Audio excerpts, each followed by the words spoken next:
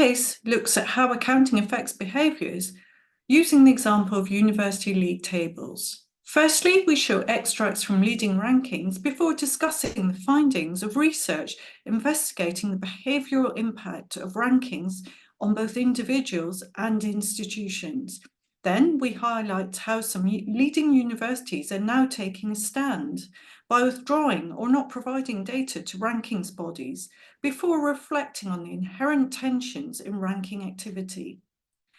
We demonstrate how metrics drive behaviours, reinforcing the saying that what gets measured matters. How has it affected your behaviour? Did you consult university league tables before applying? Did you look at more than one?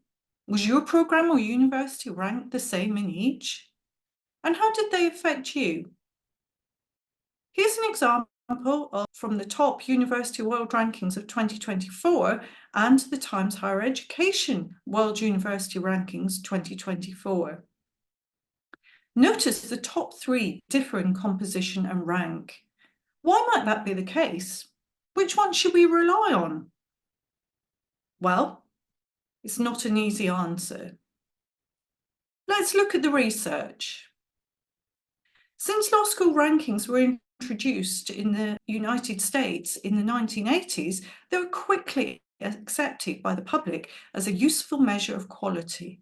Espeland and Saunders studied the consequences using the concept of reactivity, or the idea that people change their behaviour in response to being evaluated, observed, or measured. They noted a direction of resources to improve or maintain rankings, and that rankings are an important consideration for the operational structures of the law school. In addition, ranking metrics were adopted as performance measures by administrators for units and individuals, affecting their behaviours as well. University rankings are influential in driving the behaviours of applicants, which in turn drives fee income for universities. In some countries, students can only access scholarships to study internationally at ranked universities or programmes. As a result, there is significant competition between universities seeking to maintain and increase their rankings. In extreme cases, ranking data has been found to have been falsified, leading to prosecution for those involved. For example, the Dean of Temple Fox Business School was found guilty of manipulating MBA data. A negative outcome of the narrow focus on employability and salaries in rankings was that they excluded those pursuing further study and therefore penalised schools where students wished to pursue public service or academia. The incentive was to attract students with a less diverse range of aspirations, running counter to our understanding of education. In response, in November 2022, Yale, Harvard, and Berkeley withdrew from the US news rankings. In January 2023, action went further, and Harvard Medical School announced it would leave the US News Medical School rankings, stating that rankings create perverse incentives for institutions to report misleading or inaccurate data, set policies to boost rankings rather than nobler objectives, or divert financial aid from students with financial need to high-scoring students with means in order to maximize ranking criteria. Ultimately, the suitability of any particular medical school for any given student is too complex, nuanced and individualized to be served by a rigid ranked list, no matter the methodology.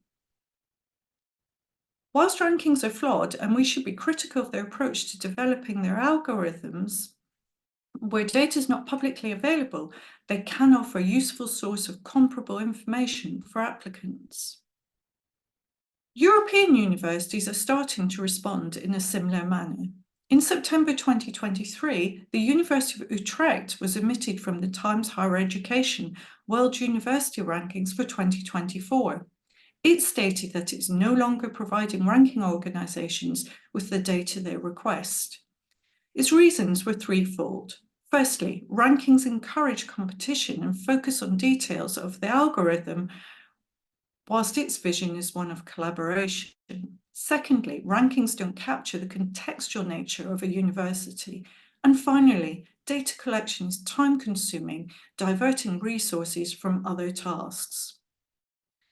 It is a signatory to a new group, More Than Our Rank, that has grown from the disquiet over commercial rankings and allows signatories to share a statement on their context.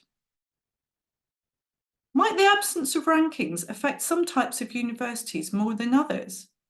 The question is whether being part of a flawed ranking system is better than not being part of it at all. In summary, measurement has behavioural consequences. We have seen that rankings drive not just applicant behaviours, but also those of institutions that are ranked as they try to influence the input metrics and improve their position.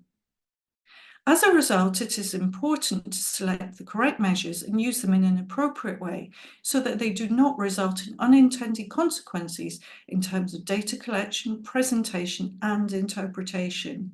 University rankings illustrate the case, but there are many other examples of ranking approaches impacting behaviours. Thank you.